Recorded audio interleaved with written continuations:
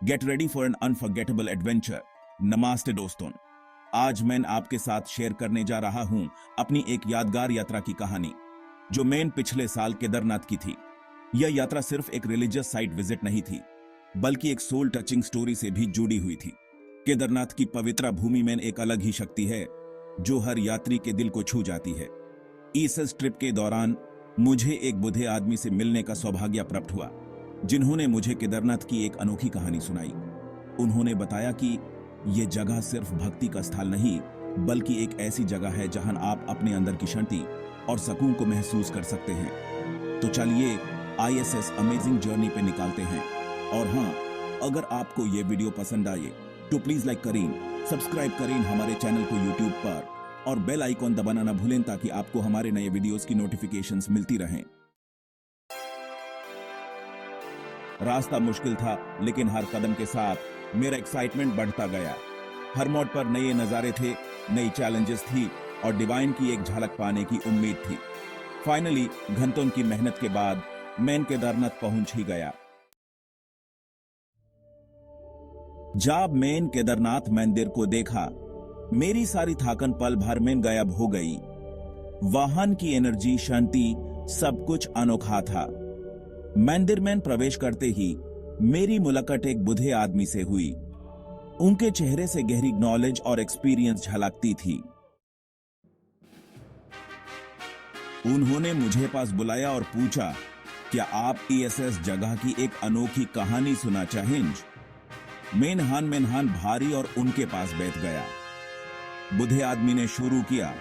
यह कहानी केदारनाथ के जन्म और इसके पीछे छुपी अद्भुत घटनाओं के बारे में है।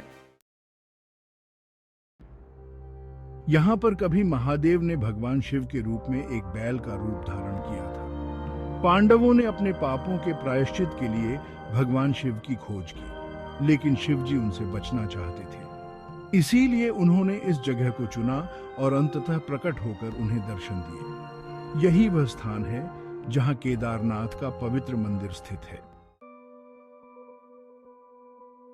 बुजुर्ग की बातों में एक अजीब सी सच्चाई और गहराई थी।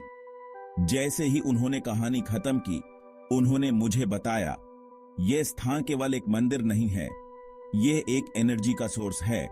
यहां आने वाला हर व्यक्ति अपनी आत्मा को शांति और सुकून पाता है। मैंने उस दिन सिर्फ भगवान शिव के दर्शन ही नहीं किए, बल्कि एक अनमोल कहानी और अनुभव भी पाया। केदारनाथ की यात्रा ने मेरी आत्मा को एक नई दिशा और नई दृष्टि दी। दोस्तों, केदारनाथ की यह यात्रा मेरे जीवन की सबसे यादगार यात्राओं में से एक है। मैं उम्मीद करता हूं कि आप भी कभी इस पवित्र स्थान की यात्रा करें और इसकी दिव्यता का अनुभव करें। धन्यवाद। Background music fades out. Kedarnath सिर्फ एक जगह नहीं, एक एहसास है। केदारनाथ की ताकत आपको परमात्मा से जोड़ने में है। यहाँ का हर पत्थर, हर रास्ता, आपकी हर सांस में आध्यात्मिकता भरी हुई है। केदारनाथ का अंदरूनी एहसास कुछ ऐसा है जिसे शब्दों में बयां नहीं किया जा सकता। ये एक ऐसी जगह है जहां आप सच में खुद को ढूंढ सकते हैं और परमात्मा की उपस्थिति महसूस कर सकते हैं। Pause 3S। तो मेरे प्यारे दर्शकों, जब भी आपको अपनी आत्मा से जुड़ने की जरूरत महसूस हो, तो याद रखना, केदारनाथ खुले दिल से आपका इंतजार कर रहा है। ये सिर्फ पहाड़ों का सफर नहीं है, बल्कि अपने अंदर का सफर है। Background music swells and fades out. Kedarnath की ऊर्जा तो जैसे हवा में महसूस होती है। मंदिर में चलते चलते सदियों की भक्ति के कंपन महसूस कर सकते हो। केदारनाथ की ताकत सिर्फ इसके दिखने में नहीं, बल्कि उस आध्यात्मिक जागृति में है जो ये लाता है। ये एक ऐसी जगह है जहां आप दुनिया की भागदौड़ को पीछे छोड़कर अपने अंदर शांति खोज सकते हो।